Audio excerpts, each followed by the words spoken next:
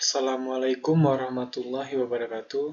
Perkenalkan, nama saya Satria Bimanyu, NIM C1B020168 dari ruang R004 Manajemen 2020. Saya akan menyampaikan hasil presentasi saya yang berjudul Siklus Akuntansi Perusahaan Jasa. Pengertian perusahaan jasa. Perusahaan jasa adalah suatu lembaga atau perkumpulan dari beberapa orang atau selaku pendiri yang melakukan kegiatan bersifat ekonomi dan sosial pada suatu masyarakat dengan tujuan memperoleh laba. Tahap siklus akuntansi. Yang pertama, pencatatan, selanjutnya pengikhtisaran, dan yang terakhir pelaporan. Pencatatan dalam bukti transaksi. Sumber bukti pencatatan dapat dibedakan menjadi dua. Yang pertama ada bukti intern, yang kedua ada bukti ekstern. Analisis bukti pencatatan.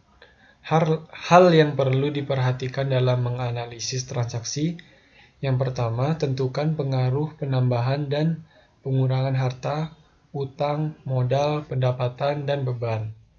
Yang kedua, tentukan perkiraan apa saja yang dipengaruhi oleh transaksi tersebut. Yang ketiga, tentukan debit atau kredit dari akun yang bersangkutan. Yang keempat, tentukan jumlah yang harus didebit atau dikredit. Jurnal.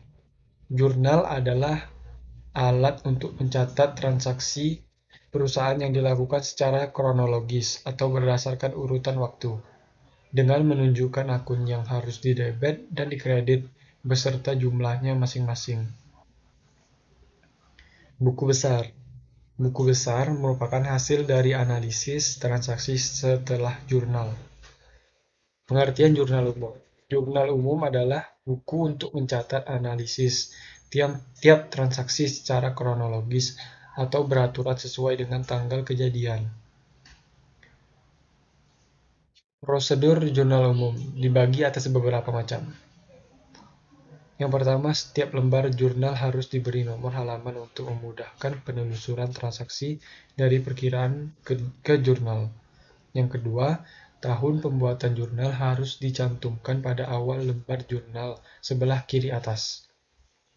Yang ketiga, tanggal dan bulan dicatat pada kolom tanggal dan harus berurutan sesuai dengan transaksinya. Yang keempat, perkiraan yang didebit ditulis menepi ke kiri pada kolom uraian. Yang kelima, perkiraan yang dikredit ditulis menepi ke kanan pada kolom uraian. Yang keenam, jumlah yang didebit ditulis pada kolom debit. Yang ketujuh, jumlah yang dikredit ditulis pada kolom kredit.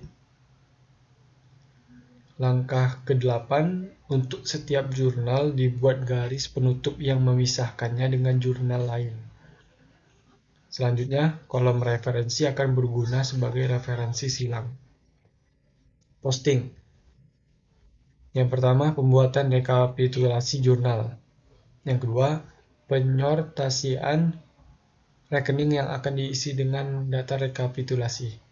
Yang ketiga, pencatatan data rekapitulasi dalam rekening yang bersangkutan. Yang keempat, pengembalian rekening terhadap arsip pada urutannya semula.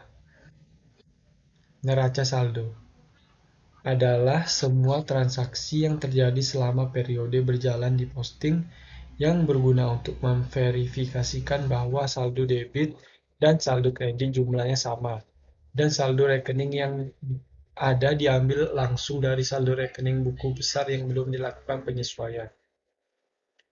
Terima kasih. Itu saja yang dapat saya sampaikan. Wassalamualaikum warahmatullahi wabarakatuh.